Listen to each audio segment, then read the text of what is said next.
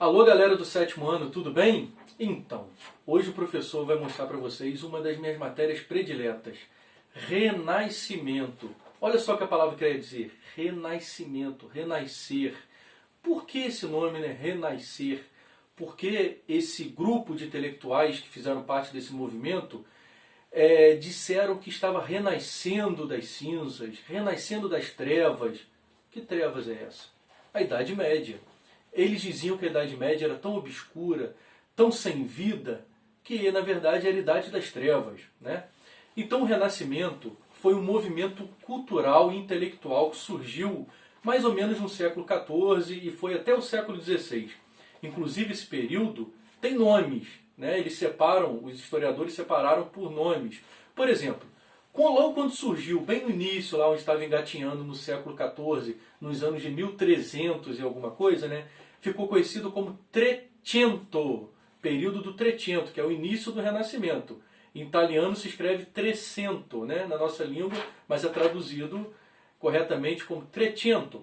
No século XV, nos anos de 1400 e alguma coisa, ficou conhecido como período de Quattrocento, mas foi o Cinquecento, né, no século XVI, que foi o período, o século mais áureo desse movimento, tá? Foi esse movimento que surgiu, que fez surgir grandes gênios da nossa história, como Leonardo, como Michelangelo, como Donatello, como Rafael.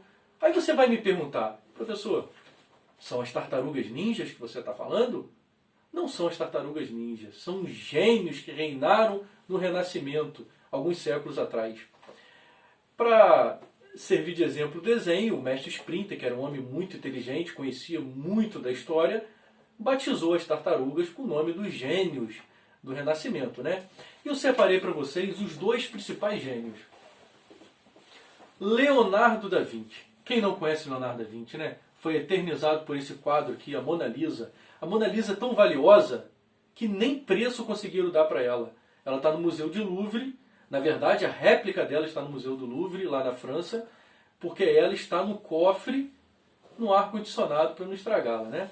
Mas não é só a Mona Lisa que esse homem fez de benefício à história, né, e à cultura.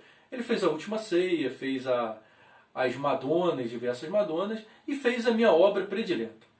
Que obra do Leonardo da Vinci é que eu mais gosto? Na verdade é um livro, é um caderno de anatomia. O Leonardo da Vinci comprava defuntos, abria esse defunto, estudava eles detalhadamente, as artérias, as veias, os músculos, e ele foi anotando, estudando. A veia tal liga onde, o músculo tal é da onde, as artérias tais, né? E ele escreveu, e ele desenhou e anotou todos esses detalhes do corpo humano. E na capa ele fez um desenho. É um desenho até muito conhecido hoje, que é aquele homem que está nu, 4 braços, 4 pernas, que na verdade não são 4 braços, 4 pernas, né? É o movimento dos braços e das pernas. É um homem vitruviano, tá? Um grande gênio. Não era só escultor, não era só pintor, ele era escultor, pintor, arquiteto, engenheiro, cientista, músico, poeta. Leonardo da Vinci era um gênio que está eternizado nas obras, né? E o outro gênio, Michelangelo, tá? Esse é outro grande gênio. Pintou uma simples capela e tornou uma obra-prima que atravessou séculos e vai atravessar muitos séculos, levando alegria e admiração aos fãs, né? Que é a Capela Sistina, que está na Itália.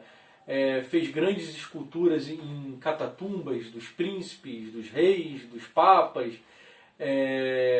Fez Moisés, uma escultura gigantesca que é tão perfeita. E essas esculturas que eles faziam geralmente eram em mármore e Carrara.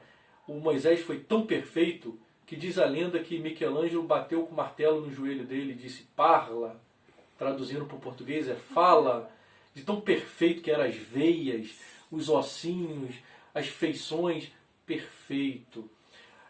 Tem também uma outra famosa do Michelangelo, que é a estátua de Davi, a escultura de Davi, mais de 2 metros de altura, foi esculpido numa pedra com defeito, olha só, num mármore com defeito. São dois gênios, e muitos outros gênios. Eu separei esses dois aqui para a gente para mostrar para vocês, né? Então, esses gênios costumavam bater muito de frente com a Igreja Católica. Lembra que eu falei na última aula que a Igreja Católica ela tinha alguns dogmas que às vezes atrapalhavam a evolução naquela época medieval? Pois então, eu até escrevi aqui para fixar bem na cabeça de vocês.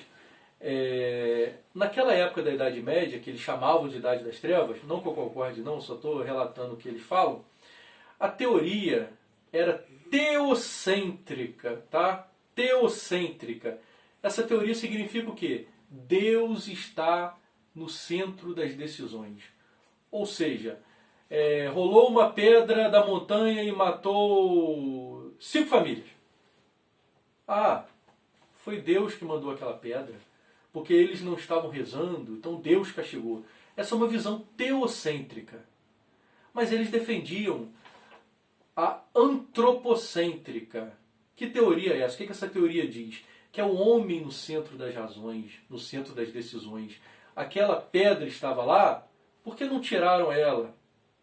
Por que construíram casas debaixo daquela pedra? Então o homem foi o culpado pela morte das 5 famílias. Então, isso é uma visão antropocêntrica, ou seja, o homem no centro, tá? Diferente da teocêntrica. Temos também 2 outras teorias que eles defendiam. Por exemplo, a igreja defendia que a Terra era o centro do universo. A teoria geocêntrica, ou seja, a Terra está no meio e todos os outros planetas, inclusive o Sol, giram em torno dela. Essa não é a teoria verdadeira. Hoje está provado, né? Hoje é fácil provar que a verdadeira teoria era a que os renascentistas defendiam. Desde Copérnico e depois com Galileu Galilei foi comprovado que a teoria é heliocêntrica. Heliocêntrica é o Sol no centro do universo. Então nós estamos em torno de quem? Do Sol. Então o Sol é o centro do universo. Então essa teoria é heliocêntrica, tá? Então esse grupo renascentista foi muito importante para a história por causa dessas teorias, por romper aquela visão, aquela amarra, né, do povo com a Igreja Católica principalmente, e fazer o povo pensar, se abrir mais para a ciência, enxergar o mundo de outras formas. Tá? Então olha só, infelizmente essa linda matéria foi passada assim de forma rapidamente, porque tem que ser dessa forma, pelo momento que estamos passando, mas espero que vocês compreendam, que vocês tenham entendido a matéria, e até a próxima. Bom final de semana.